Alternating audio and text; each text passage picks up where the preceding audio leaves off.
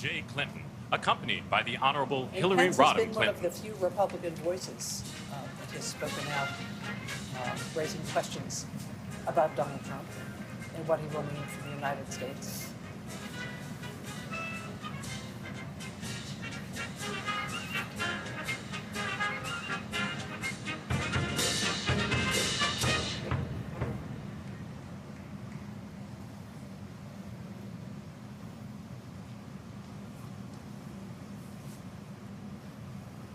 You know, many wondered if Hillary Clinton would take a page out of the Pence and Obama playbook and not attend this ceremony, given that we didn't see Michelle Obama at the funeral for Jimmy Carter, and the way Karen Pence responded to the Trumps. Would she be in attendance at this? But clearly, she's decided against that. Ladies and gentlemen, I feel like we're 43rd President of the United States, here. the Honorable dissecting. George W. Bush. You that's up a high there. school. Mrs. It's hard to tell, right? There we go, Murph. All the former presidents now making their way in. Of course, next up will be Barack Obama. A formal introduction, David, for each of them. Part of the sort of pageantry of this, right? The Very pageantry, traditional. the ritual, Yep. that, again, that sense of this is the president's club, and regardless of party, we all get together for funerals and inaugurations.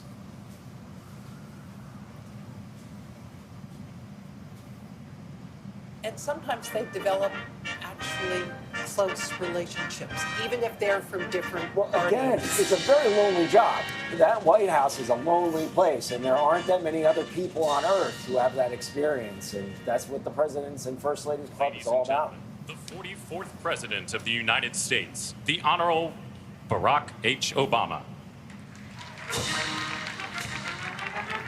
But you know, you tend to see those relationships develop because at some point in time, because it's such a lonely job, you will see current presidents bring in former presidents either as envoys or to lead some sort of mission. For example, like what we saw with Bill Clinton and Jimmy Carter over Haiti, or with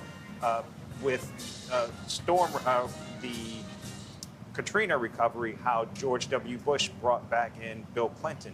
But we didn't see that during the first term of the Trump administration. And it's highly doubtful, I think we'll see it in the second term. It's not going to be like Jack Kennedy calling upon Dwight David Eisenhower. Exactly. The bad Sure. pace. But it does The speak Chief sort of to Justice the of the United institutional States, strength that we're Honorable witnessing, John right? G. Because Roberts, Jr., they and all the have Associate terrible, like to be Justices blunt, of they the all have Supreme terrible Court of the United relationships States. with Donald Trump. Personally, there's a lot of personal animosity, and yet there they are kind of doing what they would have done even if they all did sort of have a level of respect for each other.